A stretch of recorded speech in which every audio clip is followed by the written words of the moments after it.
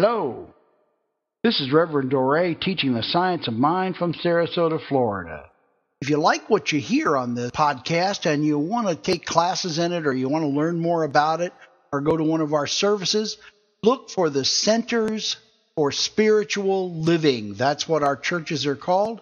And they're in almost every state. I think we're in all 50 states.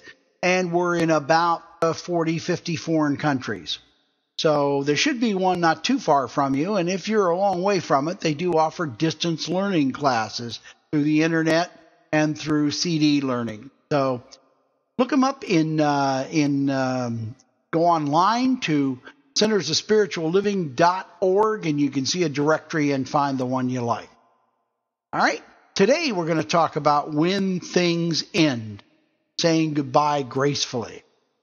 You know, my friends, it seems to me that one of the hardest things to do is to say goodbye to a loved one or to a way of life that you've enjoyed and loved for a long time.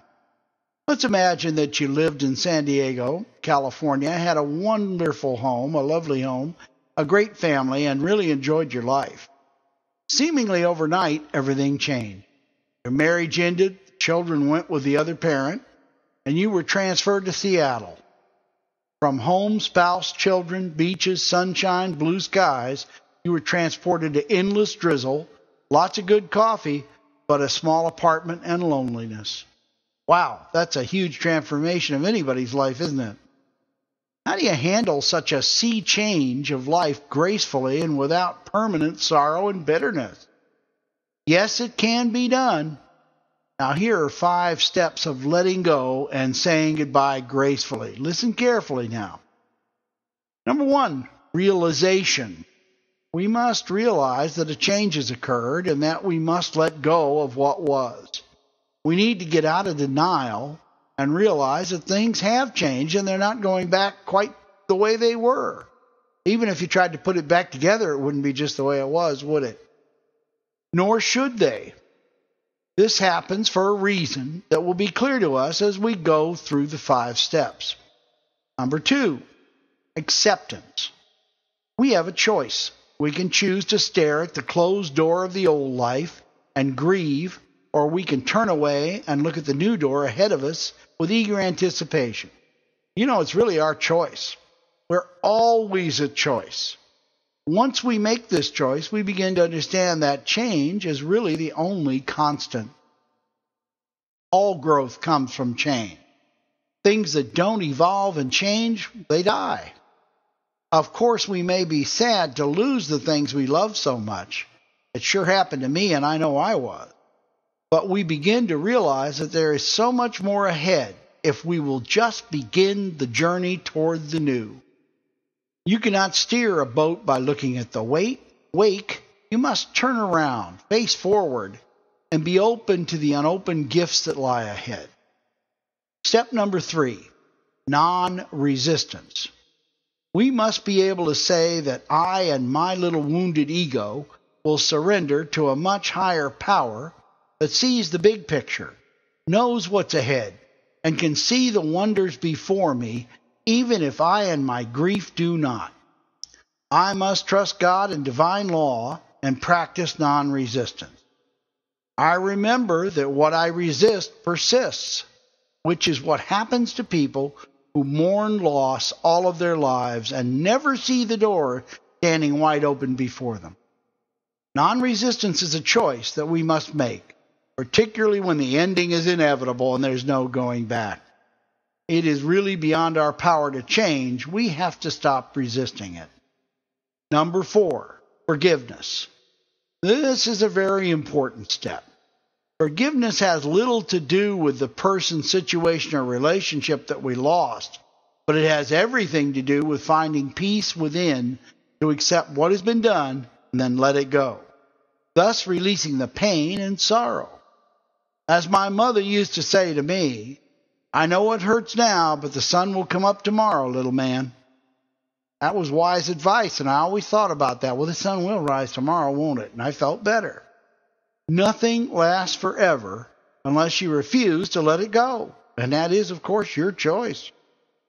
I believe that many of us hold our grief and sorrow as our personal shrine or memorial to the lost love or lost way of life.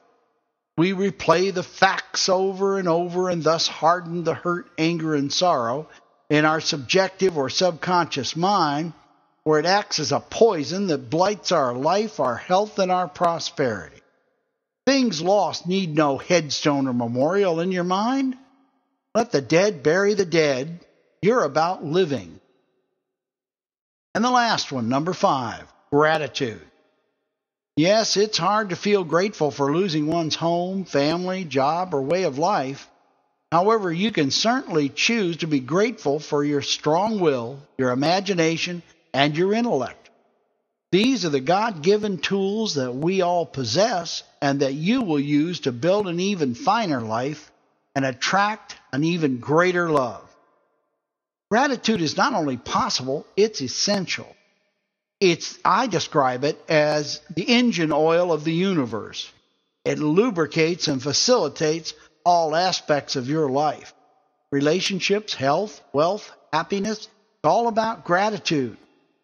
Grateful people are usually healthy people, are often prosperous people, and they're happy people. Life without gratitude is like an endless walk in the desert with an empty canteen. I just made that up. I like that. Use these 5 steps during the next ending time in your life. These times come to all of us, and we bless them because without the passing of the old, we shall never experience the new. May the indwelling God be your constant and abiding friend and counselor, and may you have the wisdom to listen. Till next time, this is Reverend Dore saying bye-bye for now.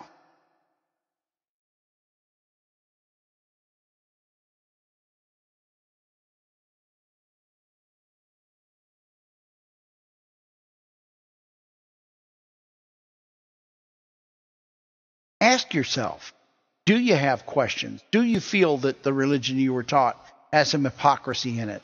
Do you see contradictions in the Bible that don't make sense? Do you see violence and hatred in the Bible? And how can a loving God approve that? How can it be perfect? You see, the Bible, ladies and gentlemen, was written as a book of spiritual truth, beautiful book of wisdom and spiritual truth, but it was never intended to be a book of fact. It is actually, the Old Testament is actually the creation myth of the Jews. Just like the Norse had their gods and their creation myth, the Greeks had theirs. Every people does. And that is their myth. That's their mythology. It doesn't mean it's literally true, but it's teaching a lesson. The New Testament was written by people who never knew the man they were writing about, never saw him, and never spoke with him in the main. There's a couple of epistles written by Peter and by James, and they did know Jesus. In fact, James was Jesus' brother. They don't have very much to say, do they? The people that wrote the big stuff, the Gospels, never met the man in their life because they would have been babies when he died. So when you look at that Bible, understand that. Does that make the Bible no good that you shouldn't pay any attention to it? Oh, no, not at all. A beautiful book of wisdom. You should read parts every day. But don't take it literally because it was never meant to be taken literally. It wasn't taken literally in ancient times. Why should we take it so now? Think about that, and we'll talk about our spiritual adolescence. Until then, so long, and may God bless and keep you, and make his countenance to shine upon you. Reverend Dore saying bye-bye for now.